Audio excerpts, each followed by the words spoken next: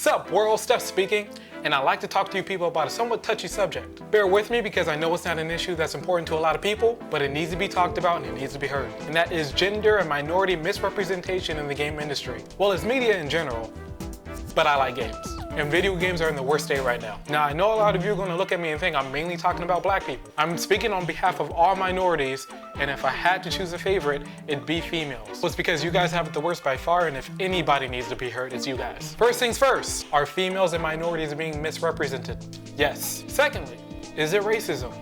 No. Okay then, so what do we do to fix it? I'll tell you viewers. First thing to realize is, just like in our games, most of our developers are white. And they are male. Surprise, surprise about faces, we ain't making games. If we want to be in more games, the first thing we gotta do is start making them. And yes, there are struggles for us to make it in any industry in America, land of the free, but we haven't let that stop us before, so why do we let it stop us now? Before we tell them to change, we have to first show them how. Now, I read an article where someone talks about how it is hard for white male writers to use words and stuff to bring minority and female characters to life. Imagine if you're both. Here's what I have to say to that. Kinda. Here's why it's kinda. If it's important for a character to have a particularly cultural upbringing or a certain dialect, and it's obviously something you don't experience for yourself, then I can assess the difficulty in creating such a character. But it's not uncommon to bring a consultant in such cases. Nor is it necessary for female characters. Oh, I don't know what it's like to be on a period. Nigga, shut up! And while we're at it, why does a minority character need to be particularly ethnic all the time? Does a Hispanic character need to speak Spanish and like tacos? No. Does a black character need to have an urban dialect and have a rough upbringing? No. Do Asians need to be good at math? I'm stupid. My point is, why do minorities need to have certain personality types or tropes associated with them? If Nathan Drake were black or Asian, would it really change the game any? He doesn't have a particularly white upbringing or personality. In fact, nothing besides his pigment makes Nathan Drake a white person. So if you were to slap some paint on him, would that really change the way he walks or talks? You might need a new voice actor. Maybe. I mean, it did take me a while to get used to my black Commander Shepard. That game was dope. And I'm not saying that stereotypes cannot exist within media.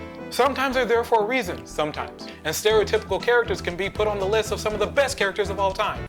Coltrane? My nigga Coltrane? Coltrane, no. Yo, Coltrane, no. Everybody loved Coltrane. And he was one big ass stereotype. But he doesn't have to be the only type of character that exists. Surprise, most of us don't act that way. Females. Girls, dog, y'all have it bad. Slap a pink bow and some big old floppy bitties and that's it. That must suck. The worst excuse I hear is for marketing purposes. God damn it, don't you say it's for marketing. Well, most of the gaming populations are white males, so yeah. Nigga, shut up. 45% of all gamers are female. That's nearly half, you ass. And there are more minorities than white people in gaming too. So why do we hear that excuse so much? And why is it that it's impossible to relate to someone that's a different race from yourself? I want to know how the hell that surfaced in the mind of creators. Must have ran out of excuses or something. You want to know how I know it's bullshit? Because I do it all the time. I am a black person living in white America. Most of my movies, television, and games star white people. Am I struggling to relate to them? No. Is it harder for me to relate to them? No. I don't look at race when trying to connect with the person on screen. Nor do I look at gender for that matter. Maybe white guys have that part of their brain, you know, that part that controls sympathy and empathy, and being blocked by a genetic predisposition to being sexist and racist? No? Then stop using it as an excuse! Golly! Well, if race doesn't matter, then why do things need to change? Well, I'll tell you, stranger. Actually, this is a very good question. And I know, guys, you're tired of hearing this. I know. It's because you're white, you don't understand. And if you do understand, good, great. But if you don't, I honestly don't know how else to describe it to you. It's because you don't live it that you don't see it. Race doesn't matter, and it does. It shouldn't define a character, nor should it be a barrier to its audience. But when there isn't enough of it, and what is there misrepresents and can be outright offensive, we crave to see more of what needs to be. If you look at the statistics of those who play games and the characters in them, you will find it disproportional to what is realistic in our society. Hispanic characters are less than 3% of what is playable in our games. Females are only 15%, and they are, again, half of our community. Seriously, you guys got it bad. Huh. Actually, there's a lot of black people in games. Oh, let's Let's take out the Madden and the NBA 2K. Now we're at 2%. And most of those are gangsters. I did like San Andreas though. What we are saying is that we too would like to be the everyone man. Everyone woman?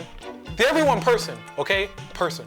And no, we are not saying that white men can no longer star in our games. And just so you know, feminists aren't saying that big old floppy bitties can't be in our games either.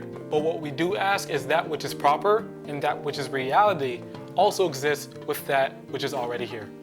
And on your part, all we ask is the acknowledgement of these issues, to know that they exist and to not deny them when confronted. Only then can we see some change without unentitled retaliation.